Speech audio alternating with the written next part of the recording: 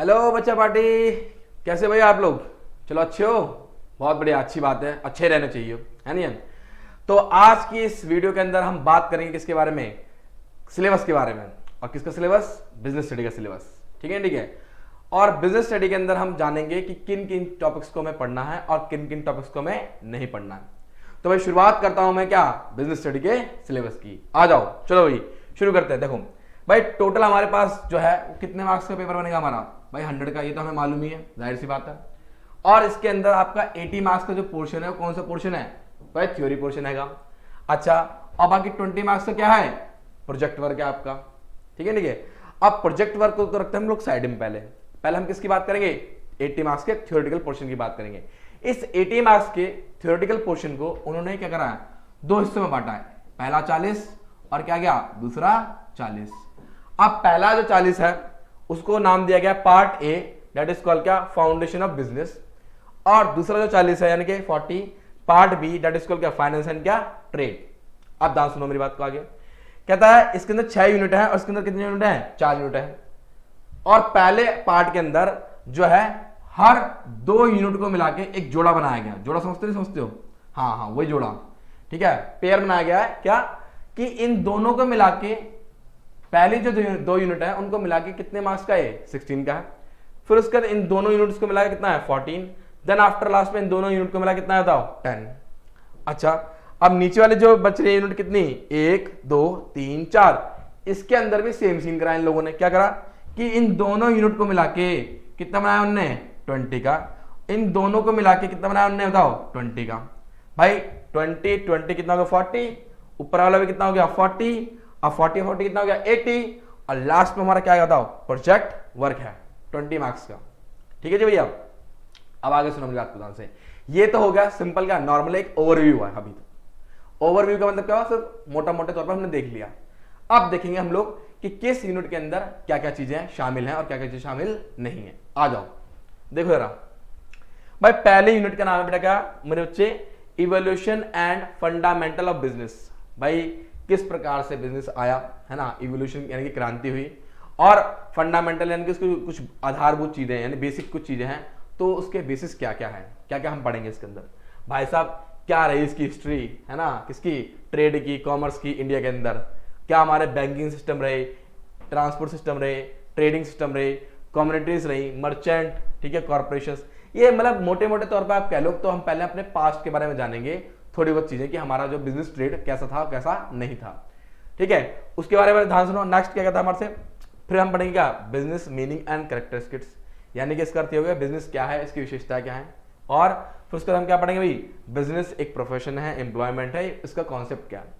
Then after objective, एक business को object यानी कि एक बिजनेस को काम करने के पीछे क्या रीजन होता है, उसके क्या उद्देश्य होते हैं। ठीक है, और ध्यान सुनना, साथ ही साथ उसने बोला है कि बिजनेस की एक्टिविटीज कौन कौन सी होती है इसके अंदर। और इसके अंदर कॉमर्स ट्रेड हो गया, कॉमर्स ट्रेड को यानी कॉमर्स ट्रेड हो गया, कॉमर्स ट्रेड को आगे सपोर्ट करने वाली जो चीजें हैं कौन कौन सी होंगी। एक्सोल्यूज टू ट्रेड होगा, ट्रांसपोर्टेशन होगा, वेयर हाउसिंग होगा। मतलब ये जितनी भी सब चीजें लिखी ना नीचे वाली, ये वेयर हाउसिंग, होलसेल वगैरह, ये सब क्या हमारा? एक्सोल्यूज टू ट्रेड, विच इज क्या? हेल्प टू क्या? ट्रेड। हाँ जी हाँ। अब सुनो ध्यान से। तो भाई तो पहले यूनिट के अंदर हमने ये समझ लिया कि हमें बेसिकली मोटे मोटे तौर पर पढ़ना क्या है। हमें मोटे मोटे तौर पर क्या पढ़ना है कि हमारा जो बिजनेस है पुराने जमाने से लेके इस जमाने तक किस प्रकार से कैसे उसने क्या करा? अपने आप को डेवलप करा। अच्छा, दूसरी बात हम बोलो क्या? दूसरी बात ये बिजनेस का मीनिंग क्या है, उसकी विशेषता क्या है, एम्प्लॉयमेंट के रूप में, प्रोफेशन के रूप में। ठीक है, ठीक है। अच्छा, उसके बाद हमने क्या पढ़ेंगे हम लोग कि बिजनेस जो कॉमर्स जो ट्रेड होता है उसके अंदर क्या क्या है, कौन कौन सी सपोर्टिंग एक्टिविटीज शामिल है। अब आओ नेक्स्ट हम यूनिट की बात कर लेते हैं भाई कि नेक्स्ट यूनिट क्या है। लो जी लो, देखते हैं फटाफट। आओ सर कहता है फॉर्म ऑफ बिजनेस ऑर्गेनाइजेशन। अरे भैया अब बिजनेस करने के भी बहुत सारे प्रकार होते हैं। सुन लो भाई, बिजनेस करने के भी क्या होते हैं? बहुत सारे टाइप्स होते हैं। कौन कौन से टाइप है और कौन कौन से टाइप हम लोग पढ़ेंगे मोटे मोटे तौर पर जरा देख लो एक बार। क्या कहूंगा? सोल प्रोप्राइटरशिप मेरे बच्चे। सोल प्रोप्राइटरशिप का मतलब होता है सिंगल पर्सन। ठीक है, सिंगल पर्सन ऑनर ऑफ क्या? बिजनेस, यानी कि एक बिजनेस का केवल क्या मालिक है? एक ही मालिक है। अब पार्टनरशिप के अंदर क्या होता है? एक बिजनेस के क्या होंगे? 2 या 2 से ज्यादा मालिक होंगे। अच्छा, उसके बाद बोलो क्या आएगा? हिंदू अनडिवाइडेड फैमिली, मतलब कुछ बिजनेस ऐसे भी होते हैं जो मोटे मोटे तौर पे ये कह सकते हो कि आप लोग घरों के अंदर चलते हैं, बाहर नहीं चलते। That is called Hindu undivided family, यानी कि इसके अंदर एक परिवार के सब लोग क्या करते हैं, मिलजुल के काम करते हैं। अच्छा, उसके बाद बताओ सर, कंपनी मिलेगा, 1% कंपनी होगा, फॉर्मेशन ऑफ कंपनी होगा, choice of form of business क्या ऑर्गेनाइजेशन, मतलब कि ये हो गया इसका अर्थ सर कि पहले तो हम लोग पढ़ लेंगे भाई बिजनेस के टाइप कौन कौन से हैं, और बिजनेस की टाइप पढ़ने के बाद हमारे पास क्या होगी, चॉइस रहेगी कि हम किस बिजनेस को कब चूज कर सकते हैं। और हम बिजनेस को कैसे चूज करेंगे भाई, अपनी क्या अकॉर्डिंग टू अपनी क्या सुटेबिलिटी, कि हमारे पास पैसा कितना है, हमारे पास सोर्स कितनी है। तो ये हमारे पास क्या हो गए, source of sorry type of क्या बिजनेस। चलो भाई नेक्स्ट यूनिट की बात कर लेते हैं भाई, क्या पढ़ेंगे हम, ये रहा पब्लिक प्राइवेट एंड क्या ग्लोबल एंटरप्राइजेस। भाई पब्लिक क्या होता है ना, प्राइवेट क्या होता है, ग्लोबल क्या होता है। पब्लिक बात कर लो तो अगर सरकारी की बात कर लो, प्राइवेट बोलो तो सर क्या प्राइवेट हाथों में, जैसे रतन टाटा, मुकेश अंबानी हो गया। अब ग्लोबल अगर हम बात करें सर क्या हो जाएगा, थोड़ा और भी हो जाएगा, और लंबे बड़े स्तर पर फैल जाएगा, इंटरनेशनल लेवल पर फैल जाएगा। ठीक है। तो ये हम लोग किस में पढ़ेंगे, यूनिट नंबर क्या 3 के अंदर पढ़ेंगे। और काफी सारी चीजें हैं कि इनके इंटरप्राइजेस क्या है, सॉरी इंटरप्राइज क्या, इनके फीचर्स क्या है, इनके मीनिंग क्या है, इनके क्या है कॉन्सेप्ट क्या क्या है। लो जी आओ आगे, यूनिट नंबर 4 बिजनेस सर्विस। अब ये जो है भाई, ये है क्या बिजनेस सर्विस मेरे बच्चे, कि बिजनेस को करने के लिए भी भाई कुछ सर्विसेज की जरूरत पड़ती है। और वो सर्विस क्या क्या होंगी, उनके क्या क्या फीचर्स होंगे, उनकी क्या क्या लिमिटेशंस होंगी। ठीक है। और वो किस स्तर पर हेल्प करती हैं, ये सब कुछ हम क्या होंगे इस यूनिट के अंदर पढ़ने वाले हैं। और देखिए जैसे हमारे पास क्या है, कुछ सर्विसेज के नाम लिख रखे हैं, जैसे पोस्टल सर्विस हो गया, इंश्योरेंस सर्विस हो गया, बैंकिंग सर्विस हो गया, है नहीं है। तो ये सब मेरे बच्चे क्या है सर्विसेज के टाइप हैं, और इसी सर्विसेज के बेसिस पर क्या होता है, हमारा बिजनेस किया जाता है। अब आ गया हो आगे क्या बोलता है हमारे से, कहता है ये तो हुआ पार्ट ए। ठीक है, पार्ट ए का कौन सा आ गया, 5th यूनिट, जिसमें क्या करना है, emerging modes of business. Oh my God, emerging E business, जैसे इमर्जिंग मोड ऑफ बिजनेस मतलब अब देखो बिजनेस किस तरह से क्या हो रहा है, दिन ब दिन क्या हो रहा है, बढ़ता जा रहा है ना, डेवलप होता जा रहा है, नए नए तरीके आ रहे हैं इसके अंदर, नई नई चीजें आ रही हैं। तो भैया हम इसके अंदर सीखेंगे ई बिजनेस कैसे होता है, उसका क्या कॉन्सेप्ट है, उसके क्या बेनिफिट है, उसका क्या स्कोप है। दैट इज कॉल्ड मेरे बच्चे क्या इमर्जिंग ऑफ क्या बोलो मोड्स ऑफ बिजनेस। ना नेक्स्ट, अच्छा जो 6ठी यूनिट है कहता है social responsibility business and business ethics. अब इसके अंदर क्या होगा मेरे भाई कि बिजनेस ना प्रॉफिट कमाने के अलावा भी कुछ क्या करता है, रिस्पॉन्सिबिलिटी को निभाता है। वो रिस्पॉन्सिबिलिटी क्या होंगी, है नहीं है, और उन रिस्पॉन्सिबिलिटी को हम लोग किस तरह से पूरा कर सकते हैं, और बिजनेस के एथिक्स क्या होंगे। तो यह सब कुछ क्या होगा इस 6ठी यूनिट में हमें पढ़ने को मिलेगा, क्या बिजनेस का एनवायरमेंट रहेगा। ठीक है। तो चलो मेरे बच्चों ये बात तो आपको समझ में आ गई। अब आओ नेक्स्ट जो हम बात करते हैं किसकी बात करेंगे, पार्ट नंबर बी की बात करेंगे। ले मेरे भाई part number B, source of business finance. अब भाई बिजनेस तो चालू कर लिया, पैसे की जरूरत पड़ेगी नहीं पड़ेगी, तो इस यूनिट के अंदर हम सीखेंगे कि अगर किसी बिजनेस को पैसे की जरूरत पड़ी है तो उसके पास क्या करेंगे, सोर्स ऑफ फाइनेंस क्या क्या रहेंगे, है नहीं है भाई। क्या होगा भाई, ऑनर का पैसा है, बाहर के लोगों से उधार ले रखा है, शेयर इशू कर दिए, डिबेंचर इशू कर दिए, तो ये सारा तामझाम जो होगा, लोन लेना लोन देना, सब कुछ किस में आएगा, हमारा फाइनेंसिंग के अंदर आएगा। ठीक है, शेयर्स के बेसिस पर, है ना, डिबेंचर्स के बेसिस पर, ठीक है, बॉन्ड के बेसिस पर, ये सब कुछ हम किसके अंदर सीखेंगे, बोलो क्या, सोर्स ऑफ बिजनेस फाइनेंस के अंदर। नेक्स्ट क्या मेरे बच्चे, ध्यान सुनो, स्मॉल बिजनेस एंड एंटरप्राइजेस। आप देखो जो छोटे छोटे बिजनेस होते हैं, है ना, जैसे आप लोग बात कुछ घरों में करते हैं, या फिर आपने सुना होगा लिज्जत पापड़। ठीक है, नहीं लिज्जत पापड़ क्या था बेटा, एक घर में कुछ महिलाओं ने शुरू करा था, और आज की डेट में कहीं ना कहीं ऑल ओवर इंडिया में पापड़ का एक बहुत बड़ा ब्रांड बन चुका है। तो ये समझना ध्यान से कि छोटे से छोटे बिजनेस जो होंगे उनके बारे में हम स्टडी करेंगे कि उनके क्या क्या फीचर्स होते हैं, उनके लिए सेटअप करने के लिए हमें क्या क्या चीज़ों की जरूरत पड़ती है, और कहीं ना कहीं ये स्मॉल जो बिजनेस है आगे चल के एक लार्ज बिजनेस का क्या कर सकते हैं, रूप धारण कर सकते हैं। तो मेरे भाइयों और बहनों इस बात को आप लोग ध्यान रखना कि कोई भी चीज बिजनेस के अंदर क्या वेस्टेज नहीं है। ठीक है, नहीं है। चलो जाओ आगे देखते हैं हम लोग भाई इंटरनल ट्रेड। अब इंटरनल ट्रेड क्या हो गया भाई, इंटरनल ट्रेड जैसे हम लोग देखते हैं ना कि हमारे एक देश के अंदर जो ट्रेड हो रहा है दैट इज कॉल्ड क्या, इंटरनल ट्रेड। इसके अंदर भाई क्या क्या चीजें होंगी, मतलब रिटेलर हो गया, होलसेलर हो गया, सब चीज पढ़ेंगे हम इसके अंदर। ठीक है, मतलब एक देश की सीमा के अंदर जो व्यापार होता है दैट इज कॉल्ड क्या, इंटरनल ट्रेड।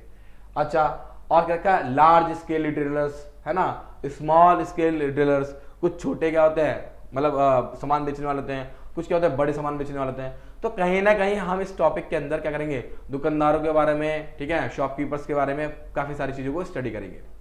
नाउ नेक्स्ट हमारा जो है टॉपिक कौन सा भाई, हाँ इंटरनेशनल ट्रेड। अब देखो इंटरनेशनल ट्रेड में क्या हो जाएगा भाई, हम लोग यूएस से, रशिया से, इन लोगों से हम लोग सब क्या कर रहे हैं बेटा बताओ, डीलिंग करना सीखेंगे। इसके अंदर हम लोग क्या सीखेंगे भाई, एक्सपोर्ट कैसे करते हैं, इंपोर्ट कैसे करते हैं, इंटरपोर्ट क्या होता है नहीं है, और उन सब चीजों के लिए हमें किन किन चीजों की जरूरत पड़ेगी।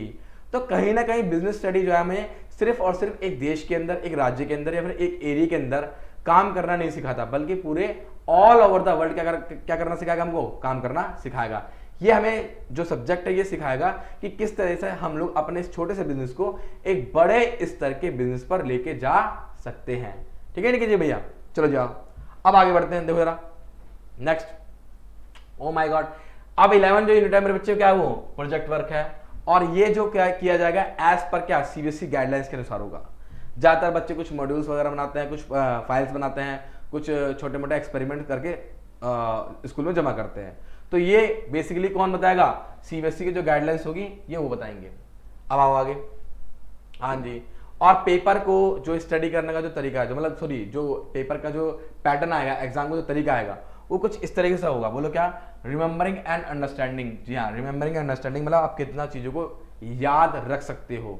कुछ क्वेश्चंस ऐसे होंगे जो बिल्कुल क्या होंगे, हूबहू होंगे। हूबहू का मतलब जैसे डेफिनेशन बता दो, डिफरेंस बता दो, कैरेक्टरिस्टिक्स बता दो, लिमिटेशन बता दो, इस टाइप के होंगे। अच्छा, कुछ क्वेश्चन कैसे होंगे भाई, कुछ क्वेश्चन मेरे बच्चे ऐसे होंगे जो आप लोगों ने पहले पढ़ तो रखे हैं, ठीक है, आपको नॉलेज है सही उन क्वेश्चंस की, लेकिन उन्हीं क्वेश्चन के बेसिस पर आपके कुछ नए तरीके के क्वेश्चन भी आएंगे। तो पुरानी नॉलेज का यूज करके आपको नए क्वेश्चन का आंसर खुद ब खुद बनाना सीखना होगा, है ना भैया। और लास्ट में जो हमारा दे रखा है मेरे बच्चे, एनालाइजिंग, इवैल्यूएटिंग एंड क्रिएटिंग। भाई इसके अंदर यही है भाई, आप चीजों को तोड़ो, ब्रेक करो, ठीक है, उसको इवैल्यूएट करो, मतलब पहचानो भाई कि उसके अंदर किस चीज को मांगा गया है, कितना मांगा गया है, और देन आफ्टर अपने आप क्या करो, उसको लिखो, क्रिएट करो। दैट इज कॉल्ड क्या, एनालाइजिंग, इवैल्यूएटिंग एंड क्या, क्रिएटिंग। तो इसका बेसिक सा बहुत बच्चे ना सबसे ज्यादा इसमें कंफ्यूज होते हैं कि सर इसका मीनिंग क्या है। तो मैं तुम्हें एक बात समझाऊं, सिंपल सी चीज है, एक बड़ी सी इंफॉर्मेशन को छोटे छोटे हिस्से में तोड़ दो, फिर छोटे छोटे हिस्से को स्टडी करो, और देन आफ्टर आप क्या करो, उसको क्रिएटिंग करो, मतलब क्या बनाओ, खुद से आंसर को लिखना स्टार्ट करो। जैसे आप लोग सुना होगा, आप लोगों ने केस स्टडी बेस्ड क्वेश्चन सुनोगे, जो कि आप लोग क्लास 10th के अंदर पहले से भी क्या पढ़कर आ चुके हैं। ठीक है जी, अब आ गए हो नेक्स्ट। और जिन बच्चों ने अभी तक पढ़ाई स्टार्ट नहीं करी है, उन सभी बच्चों से मेरा यही कहना कि भाई प्लीज प्लीज प्लीज आप लोग पढ़ाई स्टार्ट कर दो। अगर आप लोगों को दिक्कत हो रही पढ़ने में तो आप हमारे साथ जुड़ सकते हो। कैलविन लाइव ऐप पर 95888588 पर आप कॉल कर सकते हैं। हमारी टीम आपको क्या करेगी, कॉल करके बताएगी कि आपको किस तरह से क्या करना है, पढ़ाई प्रोसीजर को फॉलो करना है। और जिन बच्चों को अभी भी लगता है कि सर हम लोगों को और समस्याएं हैं, तो भाई कुछ मत करो, आप डिस्क्रिप्शन में जाओ, ठीक है, ठीक है, वहां पर जाके मेरे बच्चे करो, फॉर्म को फिल करो, हमारी टीम आपको कॉल करेगी। और अगर आपको कुछ भी डाउट है, ABCD कुछ भी डाउट है, आपको हमारी टीम उसको क्लियर करेगी। साथ ही साथ मैं आपको कुछ समझाना चाहता हूं कि क्लास 11 का जो भाई कोर्स प्राइस है वो हमने कितना रखा है भाई, 3000 से लेके 4000 का रखा है। और ये 3000 से लेके 4000 जो है मंथली बेसिस नहीं है। आई रिपीट मेरे बच्चे, मंथली बेसिस नहीं है, ये क्या है, पूरे साल की फीस है। हाँ, अगर आपने 4000 रुपए पे कर दिए तो पूरे साल आप सारे सब्जेक्टों की फीस है, पर सब्जेक्ट भी नहीं है, सारे सब्जेक्टों की फीस कितनी है, 3 से लेके पूरी 4000 तक की है। और ध्यान सुनना, ये फीस जो है तीनों कोर्सेज के अंदर अप्लाई हो रही है, साइंस, कॉमर्स एंड क्या, आर्ट्स, तीनों में अप्लाई हो रही नहीं हो रही है। अच्छा, और इस कोर्स को परचेज करने के आपके फायदे क्या है, फायदे बहुत सिंपल है कि आपको डेली लाइव क्लास मिलेगी भाई, डेली प्रैक्टिस पेपर मिलेंगे, दैट इज कॉल्ड क्या, DPP। और अगर आपको डाउट सेशन लेना है या फिर अगर आपके डाउट आते हैं तो उसके लिए भी आपको अलग से क्या मिलेगा, एक डाउट सेशन दिया जाएगा। तो हम लोग आपको कहीं से भी 1% की भी क्या करने क्या नहीं देंगे, मौका नहीं देंगे कि सर हाँ हमें अभी भी पढ़ने में दिक्कत आ रही है। भाई लाइव क्लासेस के साथ आपको प्रैक्टिस पेपर भी मिलेगा, टेस्ट होंगे रेगुलर बकायदा, और देन आफ्टर आपके क्या होंगे, डाउट सेशन भी किए जाएंगे। तो चलिए भाई, जिन जिन बच्चों ने अभी तक फॉर्म को नहीं भरा भाई साहब, मेरी उन सबसे रिक्वेस्ट यही कि फॉर्म को फिल कर दो, डिस्क्रिप्शन के अंदर लिंक दे रखा है, फटाफट से जाओ और हमारी टीम आपको कॉल करके सब कुछ समझा देगी। ठीक है, ठीक है। तो तब तक के लिए मेरे बच्चों, आप अपना ध्यान रखो और मिलते हैं हम किसमें, हम अपने नेक्स्ट वीडियो के अंदर।